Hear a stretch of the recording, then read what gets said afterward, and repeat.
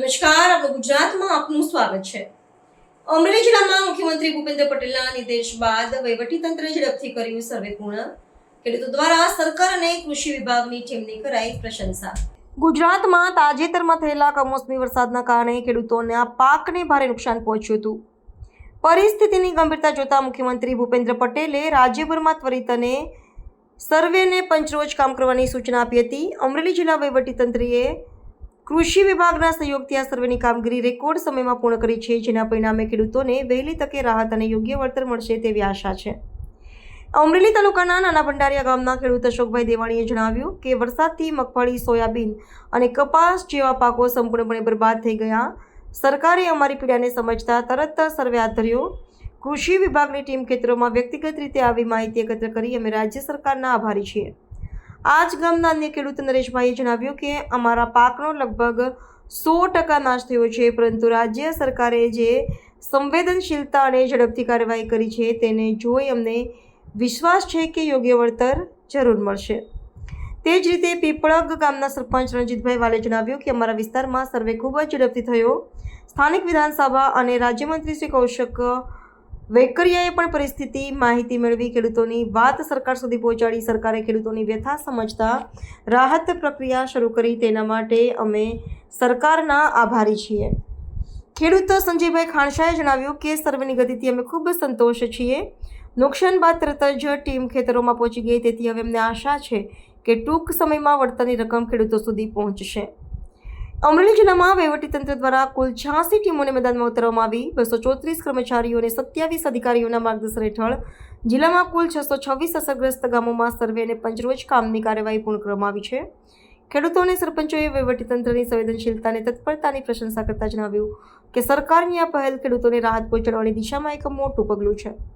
મારું ગામ નાના ભંડારીયા, સરપંચના પ્રતિનિધિ નરેશ ત્રાપસિયા, હું ભંડારીયા ગામનો ખાતેદાર છું, અહીં જ રહું છું। અમારા ગામમાં 4 દિવસ સતત વરસાદ પડતા, 5 થી 6 ઇંચ વરસાદ પડતા ખેડૂતોને સંપૂર્ણ પાક નિષ્ફળ થઈ ગયો।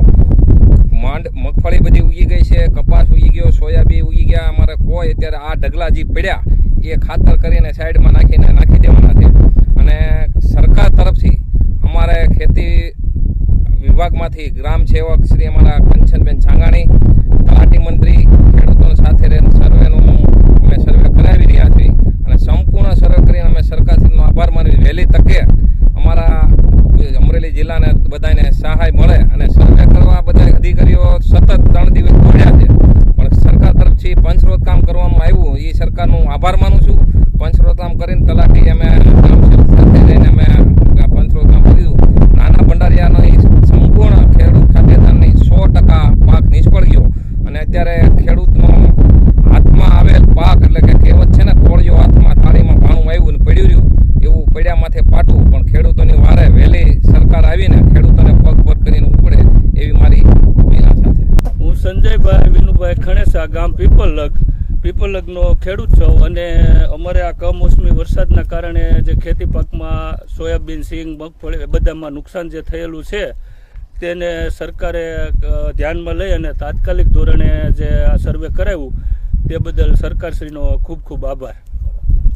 બીજું તો આમાં સરકારશ્રીને એવી વિનંતી છે કે સારું એવું વળતર અમને આપે તો ખેડૂત ટકી રહે એવું છે, કારણ કે વરસાદનું નુકસાન બહુ વધારે છે અને થોડુંક વધારે પડતો માર છે, એટલે જો સરકારશ્રી જેટલી સહાય બને એટલી વધારે આપે એવું સરકારશ્રીને અમે આશા રાખીએ છીએ। સરપંચ ગ્રામ પંચાયત તાજેતરમાં પડેલા કમોસમી વરસાદને કારણે અમારા ગામમાં સતત વરસાદને કારણે ખેતીમાં જેવા કે સિંગ, કપાસ, સોયાબીન બધા પાકોમાં ખૂબ જ નુકસાન થયું છે। અમોએ તાત્કાલિક ભાઈશ્રી અમારા ધારાસભ્ય શ્રી કૌશિકભાઈ વેકરિયાને જાણ કરતા અમરેલી તાલુકાના ખેતીવાડી અધિકારી, તાલુકા પંચાયતના જિલ્લાના અધિકારીઓ તાત્કાલિક અમારા ગામ આવી ખેતીવાડીનો સંપૂર્ણ સર્વે પૂરો કરેલ છે। તો અમારી રાજ્ય સરકારને નમ્ર વિનંતી છે, આ તાત્કાલિક અમારા ગામના સર્વે આભાર અને જલ્દીમાં જલ્દી અમને ખેડૂત રાજ્ય સરકારને સરસ। तो व्हाट्सएप, ट्विटर, फेसबुक, इंस्टा जहाँ भी आपका अकाउंट है, इसे शेयर बटन के द्वारा वहाँ पर शेयर करें।